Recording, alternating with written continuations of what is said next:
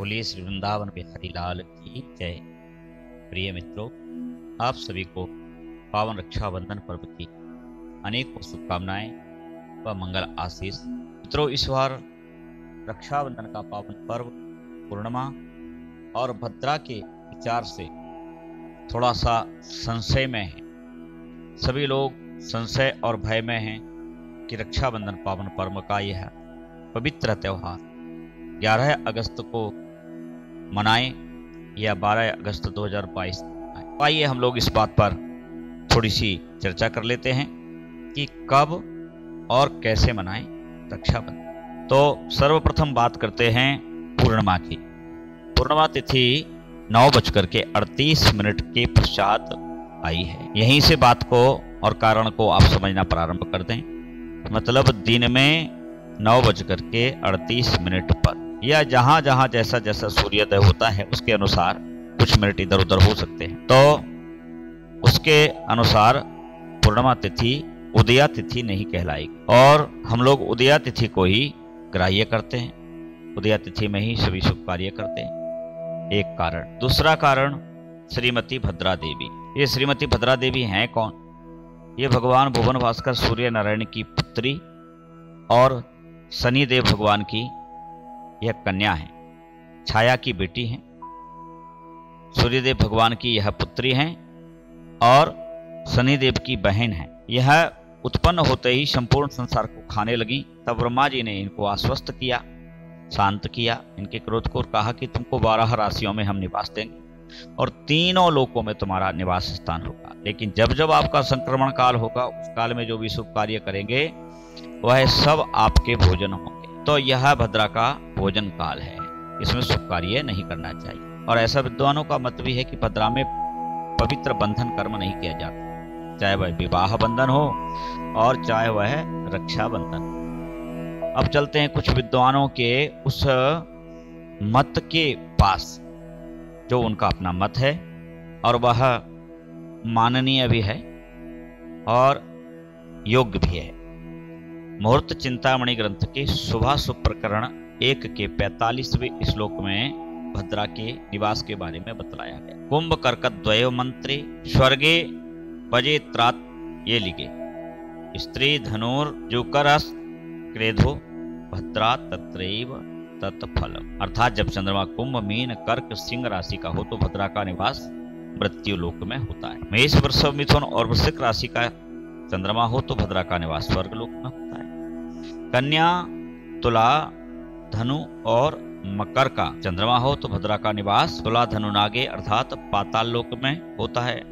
शीघ्र बोध का भी आश्रय लें तो भद्रा का निवास जिस लोक में रहता है उसी लोक में शुभ और अशुभ फल यह करता दिखता है। इस वचन से यह सिद्ध होता है कि भद्रा का निवास पाताल लोक में है, मृत्यु लोक में नहीं है।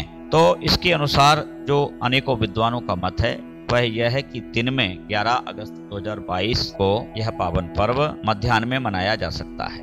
मध्याह्न में क्यों मनाया जा सकता है? क्योंकि अभिजीत मुहूर्त रहेगा मध्याह्न से अपराह्न तक और सायंकाल में अमृत योग रहेगा। तो उनका मत यह है कि वह इस शुभ पवित्र योग में रक्षाबंधन कर्म कर सकते हैं। कुछ का मत है विद्वानों का कि रात्रि के भद्रा के परिहार के बाद अर्थात 8:38 के बाद 9 बजे के आसपास 9 के बाद में रक्षाबंधन पर्व किया जा सकता है। यह विद्वानों का मत है। अब बात करते हैं संदेह की और भय की। तो प्रिय मित्रों, रात्रि काल में रक्षाबंधन पर्व नहीं मनाया जाता, यह शास्त्र की आज्ञा है, नंबर 1। नंबर 2, भद्रा में भी यह कर्म नहीं होता, भले ही ये सुभद्रा है। नंबर 3, रक्षाबंधन का पावन पर्व केवल पूर्णिमा में ही किया जाता है। श्रावण मास की पवित्र पूर्णिमा में यह कार्य किया जाता है। तो उदया तिथि भी नहीं है, पूर्णिमा भी नहीं है, भद्रा भी है और रात्रि में पवित्र कर्म नहीं होता।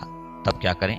सभी विद्वानों को प्रणाम करते हुए मेरा मत यह है कि 12 अगस्त को पूर्णिमा भी है, उदया तिथि की पूर्णिमा है। भले ही वह 7 बजकर के और कुछ मिनट तक रही है, लेकिन उसका पुण्य काल जो है वो मध्याह्न 12 बजे के आसपास तक रहेगा। उसमें भद्रा भी नहीं है और उसमें भद्रा का संक्रमण काल भी नहीं। तो प्रिय बंधु बांधवों, आप सबसे मेरा यही निवेदन है कि 12 अगस्त को इस पवित्र कर्म को करें।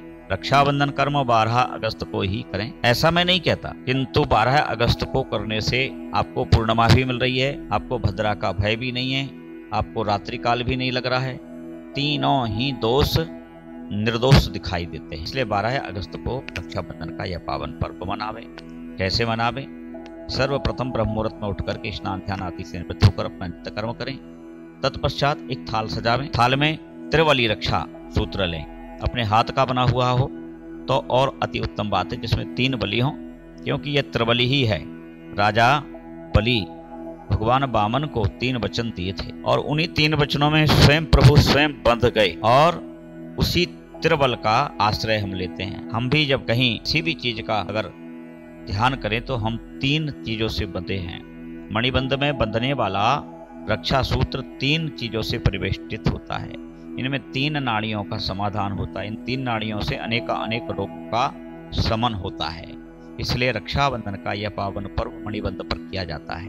तो इसलिए त्रिवली लें। आप अनेकों प्रकार की राखी अपने अनुसार लाएं, जैसी भी आपकी श्रद्धा और सामर्थ्य हो, सोने की, चांदी की, अन्य धातुओं की या रेशम की। किंतु एक त्रिवली धागा अपने से बांधें, उसमें पीली कौड़ी बांधें, हल्दी से उसको थोड़ा सा और केसर से रंग लें और उसके पश्चात उसमें सरसों, पीली सरसों और बलि भगवान का और वामन भगवान का स्मरण करते हुए, इंद्र भगवान का स्मरण करते हुए, ब्रह्मा विष्णु महेश तीनों देवों का स्मरण करते हुए वह पवित्र रक्षाबंधन ठाकुर जी को बांधें और ठाकुर जी का तिलक करें। थाली में चंदन, चावल, रोली रख लें, एक श्रीफल रख लें, एक घृत का दीपक रखें और उसे प्रज्वलित करके सर्वप्रथम ठाकुर जी का पूजन करें।